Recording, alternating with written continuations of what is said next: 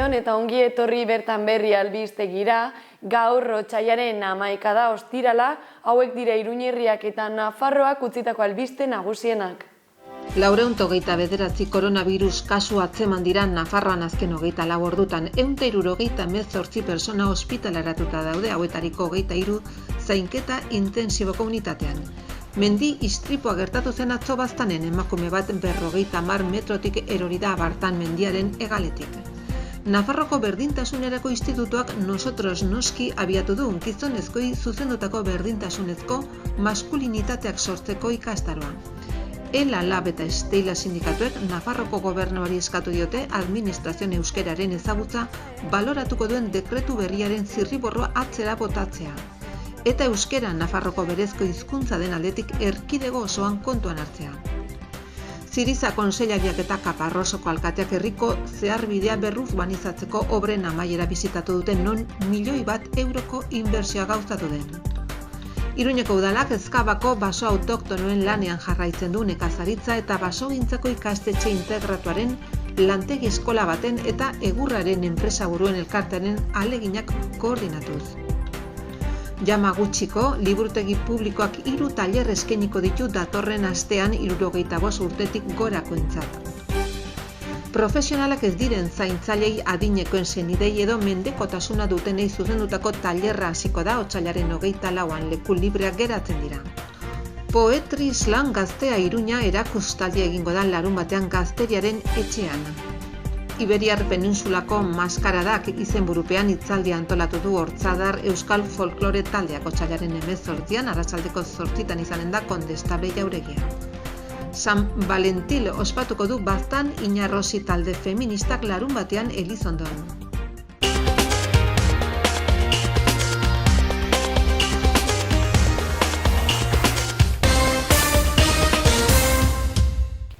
Laurehun eta hogeita bederatzi koronavirus kaso antzeman dira Nafarroan azken 24 orduetan. 178 pertsona ospitaleratuta daude, hauetariko 23 ziun. Nafarroako biztanleen 175 COVID pasaportea dute jada, eta hori beharrezkoa da nazioarteko mugikortasunerako. Asteartetik aurrera Nafarroan eskatuko ez den arren indarrean jarraitzen du Europar Batasunetik bidaiatzeko. 429 COVID infekzio kasu berri atzeman ziren atzo Foru Erkidegoan. Osasun sailak emandako eguneko lehen datuen arabera, azaroaren 30etik eskola eguneko kopururik txikiena. Duela 7 eguneko 936 eta duela 14 eguneko 1534 oso azpiti daude. Asteazkenean 576 kutsatu ziren, atzo jakinarazitako 548 autotest gehiago gehitu ondoren. Aste honetan metatutako positiboak aurreko astearen erdia dira. Beraz, zenbaki epidemiologikoen bilakaera onak jarraitzen du, izan ere 14 eguneko inzidentzia 1800 kasutik beherakoa da, eta Foru Gobernuak murrizketa gehienak kentzea erabaki du otsailaren 15etik aintzinera. Gaur egun 178 pertsona daude ospitaleratuta COVID-agatik, hoietatik 23 zainketa intensiboko unitatean. Duela astebete 223 ziren 28 kritikoetan.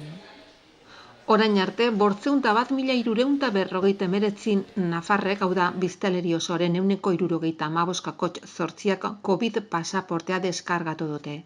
Naiz eta Nafarroan datorren asteartetik aurrera derrigorrezko izateari utziko dion jende asko biltzen duten barruko lokal eta ekitaldi jakin batzuetara sartzeko, Europako batzordeak bere erabilera 2023ko ekainaren 30 arte luzatzea proposatu du. Europar Batasuneko kide diren herrialdetatik bidaiatzeko.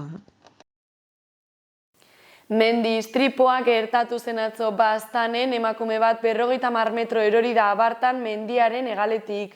Suhiltzaileek emakumeari lagundu zioten eta helikopteroz eraman zuten Nafarroako Unibertsitate ospitalera. 72 urteko emakume bat zauritu da ostegun arratsaldean Baztanen, Abartan mendiaren hegaletik 51 metro erorita. Helikoptero medikalizatu batean eraman duten Nafarroko Unibertsitate ospitalera. Suhiltzaileen erreskate teknikoko taldeko kideak Nafarroko SOS larrialdiak kudeatzeko zentroak mobilizatutako helikoptero batean Frantziako emakumea erreskatatu zuten hortzegun arratsaldean. Txangozale horrek istripua izan zuen, 30 minutu gutxiak aldera, Marin Erreka bazterreko zentral elektrikora ura daraman ubidetik mendi ibilaldi bat egiten ari zela. Nafarroko gobernuko iturriek adierazi dutenez, 50 metro inguruko erorketa izan zuen. Suhiltzaileen erreskate teknikoko kamila batean, igo ondoren helikoptero medikalizatu batek Nafarroko Unibertsitateko ospitalera eraman zuen Txangozalea. Aurpegiko traumatismo larriarekin eta kolpe haunitzekin. Istripua hartatzeko Oronozko parkeko suhiltzaileek eta Guardia Zibileko agenteak ere bidali zituzten. Nafarroako Berdintasunerako Institutuak Nosotros Noski abiatu du gizonezkoei zuzendutako berdintasunezko maskulinitateak sortzeko ikastaroa. Programak 24 formazio ordu jasoko ditu martxotik abendura eta izena emateko epea zabalik dago otsailaren 25 arte. Nafarroko Berdintasunerako Institutuak Nosotros Noski programa abiatu du identitate maskulinoa bizitzeko beste modu batzuk barneratu nahi dituzten gizonei zuzendutako prestakuntza eta hausnarketa proposamena.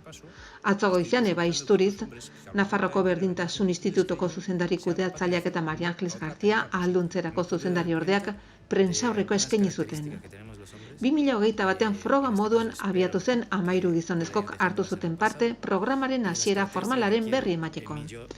Esperientzia ezagutarazteko zenbait parte hartzailek programa honen abantailak azaltzen dituzte azpitituluak dituen bideo batean. Programa martxotik abendura bitartean izango da, hileko lehen asteazkenetan 3 orduko saioa, 24 ordu guztira. 15 plaza eskainiko dira eta taldean parte hartzeko izen emateko epea otsailaren 25ean amaituko da. Berdintasunezko maskulinitateak eratuz noski programak parte hartzaileak gonbidatzen ditu gizon izatearen konzeptu tradizionala zalantzan jartzera, sozialki eta kulturalki esleitutako rolak desberdintasuna sor dezaken, edo behin aldatuz gero emakumekin naiz gainerako gizonekin berdintasunezko harremanak sor ditzaken. Esperientzia personala eta taldekoa da, beren onura personala, interpersonala eta sozialerako gaitasunak ikertu eta zabalditzaten. Azaldu du Eba Isturizek. Egiturazko desberdintasunaz, sozializazioa norberaren emozioz eta beste persona batzuenaz jabetzea, berdintasunaren aldeko tresnak emango dituena. Estereotipoak gizonei ere kalte egiten diete. Eba Isturizek azaldu duenez, eta emakumeen bizitzetan gertatzen diren aldaketekin batera, gizonen jokabideetan eta balioetan aldaketak egin behar dira azpimarratu du. Saioak eraikiz irabazi asmorik gabeko elkartak emango ditu hilabeteko lehendabiziko asteazkenetan izango dira azaroan izan ezik 2 saio. Fuerte del Príncipe aterpetxean.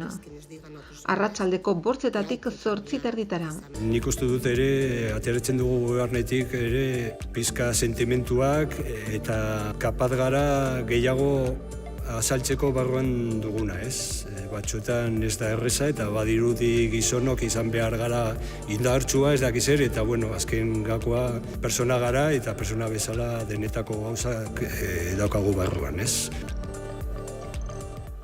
Lab eta Esteila sindikatuek Nafarroako gobernuari eskatu diote administrazioan euskararen ezagutza baloratuko duen dekretu berriaren zirriborroa atzera botatzea eta euskeran Nafarroako berezko hizkuntza den aldetik erkidego osoan kontuan hartzea. Lab eta Esteila sindikatuek Nafarroko gobernuari eskatu diote administrazioan euskararen ezagutza baloratuko duen dekretu berriaren zirriborroa atzera botatzea. Eta euskara Nafarroko berezko hizkuntza den aldetik erkidego osoan kontuan hartzea. Dekretu honek euskararen legeak inposatzen duen zonifikazioan duela bere oinarria jakitun, zonifikazioarekin bukatzea ere eskatu dute sindikatu hauek. Euskara jakiteak ez du errekonozimendurik edukiko. Lab eta Esteilasen aburuz, dekretu hau atzera pauso bat da hizkuntza eskubideen garapenean. Euskara Nafarroko berezko hizkuntza den aldetik erkidego osoan hartu behar da kontuan. Dekretu honi ez! Zibite entzun! Nafarroa euskaldun! Jakin badakigu dekretu honek aurrekoek bezala euskararen legeak inposatzen duen zonifikazioan duela bere oinarria. Zonifikazioarekin bukatzea beharrezkoa da. Artifizialak diren muga batzuk inposatzen dituelako eta ondorioz diskriminazioak sortzen dituelako. Honengatik elkartu gara gaurkoan. Zonifikazioarekin bukatu eta Nafar guztion hizkuntza eskubideak errespetatuko dituen dekretu bat exigitzeko Nafar gobernuari. Ziriza kontseilariak eta Kaparrosoko alkateak herriko zeharbidea berrurbanizatzeko obren amaiera bisitatu dute, non €1.000.000 inbertsioak gauzatu den. Kaparrosoko ingurabidean egindako lanei esker, oinezkoentzako espaloiak, bidegorria, bibideko galtzada bat eta alboko aparkaleku bat ezarri dira.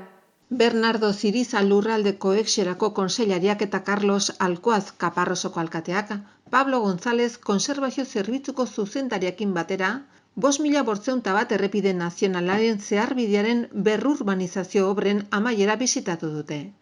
Lanek €120.000 inbertsioa izan dute.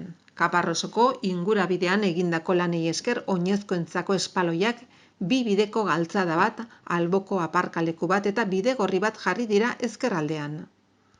Iruñeko udalak Ezkabako baso autoktonoan lanean jarraitzen du nekazaritza eta basogintzako ikastetxe integratuaren lantegi eskola baten eta egurraren enpresaburuen elkarteren ahaleginak koordinatuz.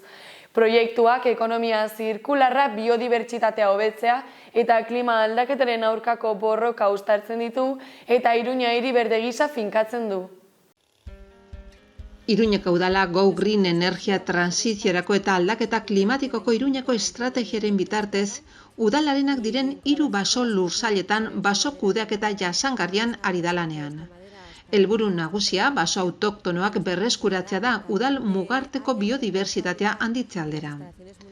Egun hauetan, Nafarroko gobernuaren nekazaritza eta basogintzako ikastetxe integratuan, basogintza kudeaketako erdi eta goi mailako ikasketak egiten ari diren ikasleak hainbat lan praktiko egiten ari dira. Ezkabako udal lursail batean, inventarioa, markaketa eta egurra moztea eta ateratzea bitarteko mekanikoak erabiliz. 60ko hamarkadan azkar hazten zirelako eta zoroaren higadura gelditzeko landatu ziren Larizio pinu aleak, Pinus nigra, baso berritzeko landatu zirenak kenduko dira. Izan ere, 60 urte pasa hainbesteraino ugaritu dira ezen zuhaitzen adaburuek elkar ukitzen baitute eta ez baitute argia pasatzen uzten eta horrek aritz eta arte autoktonoak haztea eragozten du. Guztira 21 zentimetrotik beherako diametroa duten zuhaitzen 80 metro kubiko moztea aurre ikusi da. Iruñeko udalak egurra lagako dio Nafarroko egurraren enpresaburuen elkarteari, biomasa ziurtatua egin dezan elkarteko kide den Barbiur SL enpresaren laguntzarekin. Horrela ekonomia zirkularra sustatuz. Trukean eta hitzarmen bat sinatuz elkarte horrek konpromiso hartu du, pago zurezko olez betetako 4 palet emateko Landaben udal prestakuntza zentroko zur bidezko birgaitze energetikoko lantegi eskolari.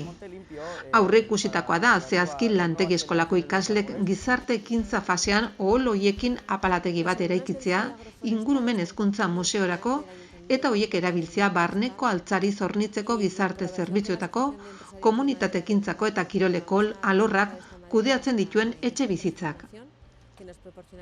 Martin Elizalde eta Javier Bergara nekazaritza eta basogintzako bigarrenko irakasleak bertako ikasleak Maria Navarro udalaren zurbidezko birgaitze energetikoko lantegi eskolako zuzendaria, Olatz Esparza Ademan elkarteko zuzendaria eta udal teknikariak lursaila bisitatzen izan dira. Mozketa lanek martxoaren erdialdera arte iraunen dute beraz, toki hoietatik ibili ohi diren herritarrei gogorazten zaien beharrezko zuhurtzia gordetzea. Zuhaitzak mozteko lanaz baliatuta ezponda garbitu eta sarbiteak hobetuko dira, nekazaritza eta basogintzako. Bigarrenarekin izenpetutako hitzarmenak barne hartzen du baso landareak ematea eta ingurumen hezkuntzako jardueraren plangintza. Yamaguchiko liburutegi publikoak 3 tailer eskainiko ditu datorren astean 65 urtetik gorakoentzat. Nafarroako psikologoen elkargoko profesionalek eskainiko dute Donibane auzoko pertsona nagusiaren aldeko itunaren barruan. Otsailaren 14, 15 eta 17 Yamaguchiko liburutegi publikoak ahalduntzeari eta gaitasun pertsonala garatzeari buruzko 3 tailerra antolatu ditu 65 urtetik gorako zuzenduta. Nafarroko psikologoen elkargo profesionalek emango dituzte eta Donibane auzoko persona nagusiaren aldeko itunak garatutako jardueren barruan sartzen dira. Parte hartzeko izena eman behar da liburutegian bertan. 3 saioak kezkak partekatuz izenburu orokorrarekin egingo dira, baina eduki desberdinak izango dituzte. Otsailaren 14ko tailerraren izenburua harritzen nauten gizarte aldaketak izango da. Hilaren 15ean asteartea, alarma seinaleak nire egoera emozionalean eta narriadura kognitiboan izango da. Eta azkenik otsailaren 17ean indarguneak, bizitza komuna eta parte hartzea. Hoie guztiak liburutegiko instalaziotan egingo dira arratsaldeko 8:00 6:30. Profesionalak ez diren zantzailei, adinekoen senidei edo mendekotasuna dutenei zuzendutakoa tailerra hasiko da otsailaren 24an. Leku libreak geratzen dira oraindik eta tailerrak hilabete iraungo du martxoaren 24 arte, Zapatari kaleko 40. zenbakiko udalaretoan egingo diren 5 saioekin. Datorren otsailaren 24an Iruñeko udalak antolatuta laguntza, aholkularitza, prestakuntza eta informazio emateko tailer berri bat jarriko du martxan. Adineko edo mendeko seniden zaintzaile ez profesionalei zuzendua. Interesa dutenek izena eman behar dute 010 edo 948 420 100 telefonoan. Tailerran parte hartzea doainik da.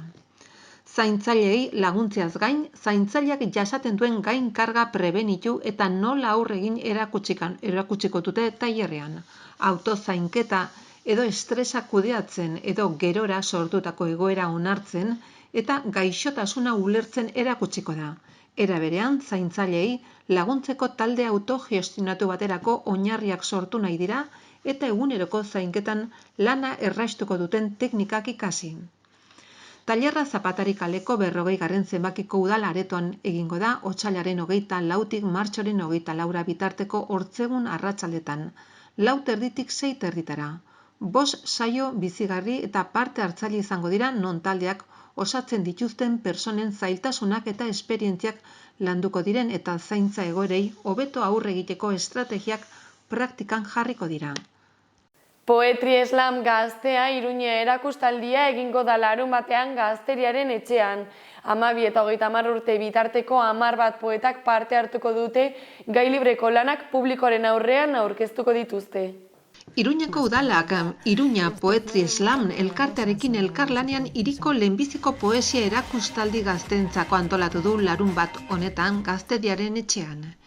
Iruña Poetry Slam gaztearen lehen edizionetan 12 eta 30 urte bitarteko 10 gaztek parte hartuko dute eta gehienez ere 3 minututan defendatuko dituzte entzulen aintzinen egin dituzten poemak. Erakusketa arratsaldeko 6:30 hasiko da eta sarrera librea da.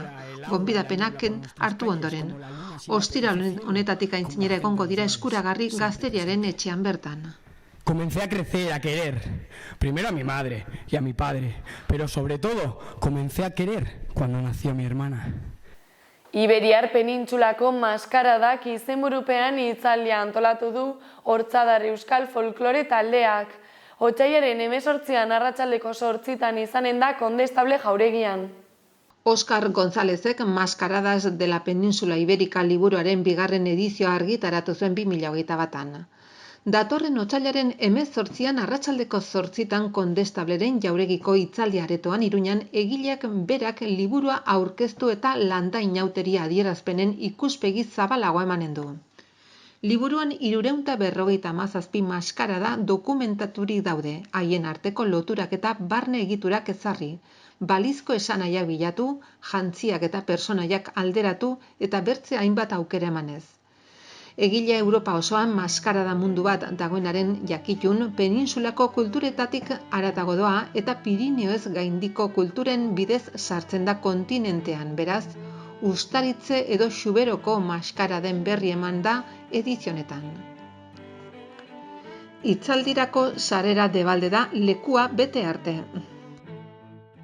San Valentil ospatuko du Baztan Inarrosi talde feministak larunbatean Elizondon. 11:00 gaztetxean Kai Nakairen kontzertua izango da.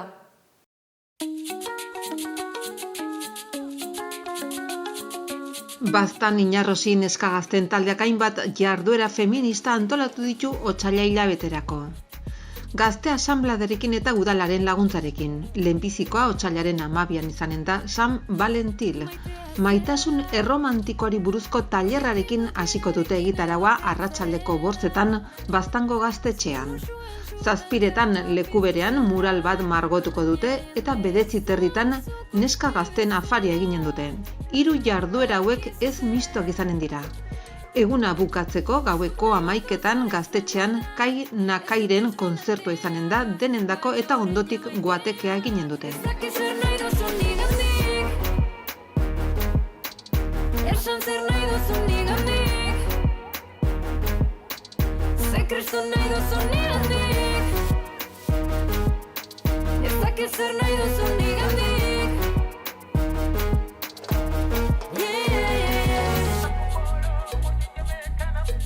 Eta hauek izan dira gaurko albiste nagusienak, eskerrik asko zuen arretagatik eta hurrengora arte.